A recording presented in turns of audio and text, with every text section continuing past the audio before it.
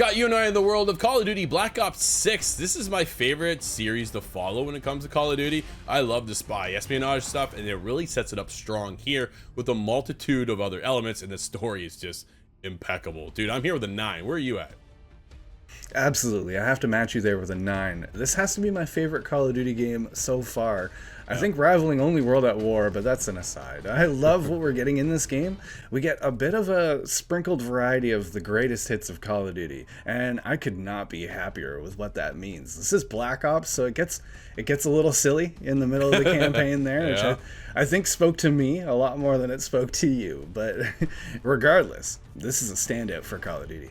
It is definitely one of the top, if not the best Call of Duty I've played in a very long time, right? I think it has everything that everybody wants. And when you get into the campaign, the side that you and I are reviewing right now, dude, I loved every minute, almost every minute, I should say. There's one part, like you touched about in the middle, it kind of went, oh man, this is not what I wanted, but I understand. And when you follow that up, it leads into other opportunities that it ties it all together at the end of the day. But the campaign, dude, was solid. I loved how it starts you off in the action, and then you get into your spy thriller spot, and then it opens up into this open map. Like there's a little bit of this and a little bit of that and a little bit of that one, and it just meshes this whole complete package that turns out to be Black Ops 6, and it is phenomenal. And dude, visually stunning every time. Like they just keep topping themselves year after year with Call of Duty. Oh, absolutely. Just going on the first thing you said there, the variety pack, we do begin with a bit of a boots on the ground approach. Yeah. And there's a helicopter chase. You get past the rocket launcher. You know, we've done this before, but Yeah.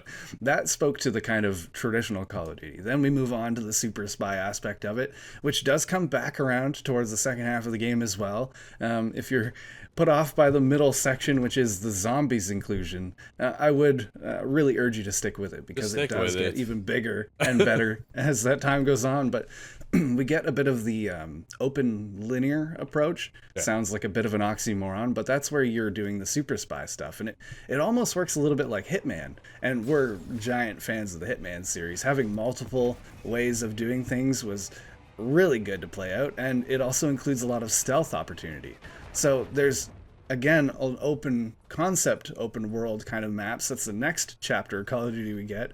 And that has the opportunity to really pick what you want to do. So I'm really focusing on stealth most of the time. Or perhaps I'm calling in a lot of these airstrikes, because you can call in the kill streaks in this game.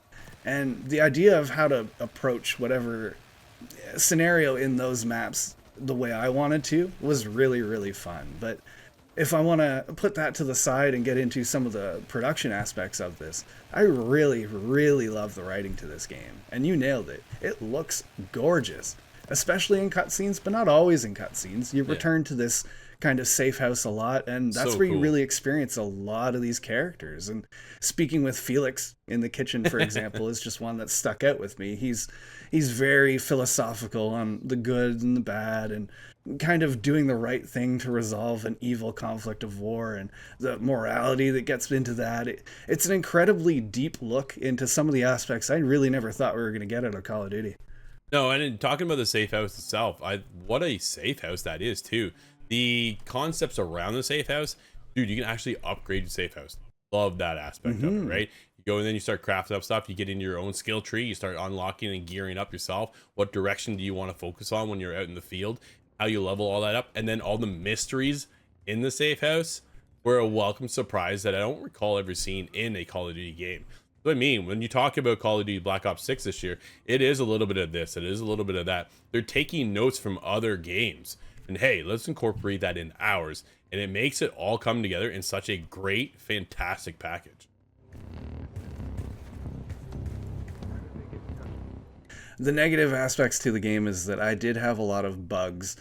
Somewhat minor, but eventually I did have a crashing bug. I'd have to restart my Xbox entirely, and that was really frustrating. But even more glaring than that was my stealth approach sometimes with different companions, some NPCs following me. They don't exist. Some of the guards... the guards would almost bump into my companions and not realize. So somehow they see me 100 meters away, poke my head over a box, but they don't see my teammates just walking out in the open.